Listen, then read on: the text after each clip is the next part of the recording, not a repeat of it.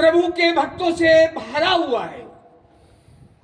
यह स्थान पर न जाने एक नहीं अनेक, एक नहीं 1,00,000, 1,00,000 नहीं 1,00,00,000 मानव मोक्ष को प्राप्त कर चुके हैं। यह वैसी परम भूमि है, यह वह स्थान है जिसे कहते हैं कि है यह पावन भूमि, यह बार बार आना। हे भाग्यशाली, यह है पावन भूमि, यह बार बार आना, यह प्रभु के एक कल्याण के लिए है। लेकिन मेरे यहाँ जहाँ आप विराजमान हैं, इस प्रभु की धरती पर 3 कल्याणक भूमि है, च्यवन, जन्म और दीक्षा कल्याणकों से सुशोभित।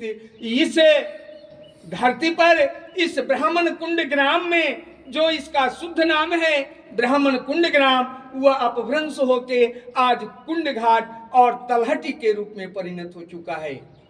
भाग्यशाली 24वें तीर्थंकर भगवान महावीर स्वामी, 24 जैन धर्म में 24 तीर्थंकर हुए हैं। 23 तीर्थंकर के माता पिता एक हैं, लेकिन 24वें तीर्थंकर भगवान महावीर स्वामी के माता पिता 2 हैं। यह सबसे पहले ब्राह्मण कुल में आए, ऋषभदत्त और देवानंदा के गर्भ में आए। यह वही ऋषभदत्त और देवानंदा की कुटिया का परम पुनीत स्थल है। यह वही पावन भूमि है जहां पर भगवान का स्वर्ग से सीधा अवतरण देवानंदा की कुक्षी में हुआ। 82.5 दिनों तक कंदमूल फलों का भक्षण करते हुए देवानंदा ने समय गुजारा। प्रभु, यह सारी हालत इंद्र के द्वारा देखा गया, स्वर्ग में इसकी चर्चा हुई और देवानंदा का कुक्षी हरण हो गया। अपहरण की घटना उसी समय से चलती आ रही है। यहाँ देवानंदा का कुक्षी हरण हो गया और यह कुक्षी भगवान इंद्र के द्वारा हुआ। इंद्र के द्वारा देवानंदा का कुक्षी हरण होना इस क्षेत्र के सबसे बड़े महाराजाधिराज सिद्धार्थ की पत्नी त्रिशला के गर्भ में प्रभु महावीर स्वामी का जाना।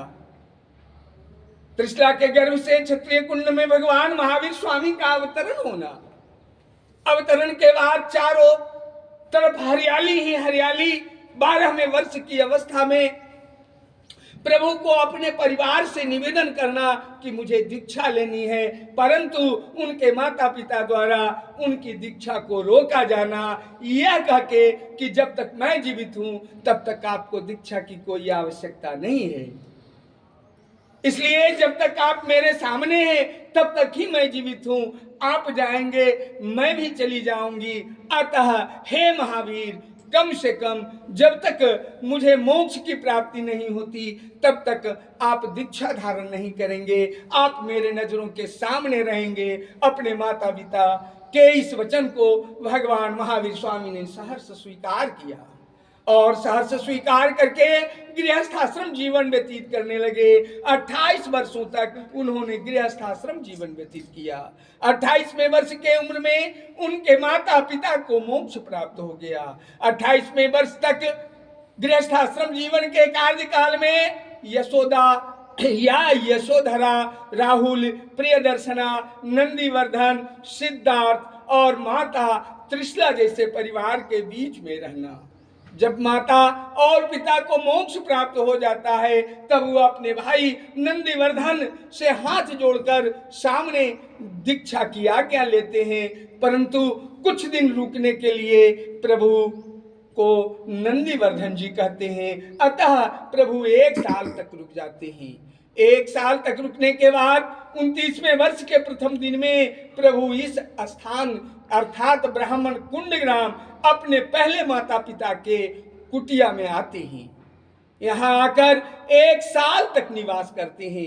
1 साल तक वर्षी का दान अपने हाथों से करते हैं। 1 साल तक अपने माता पिता ऋषभदत्त और देवानंदा से वर्षी का दान करवाते हैं।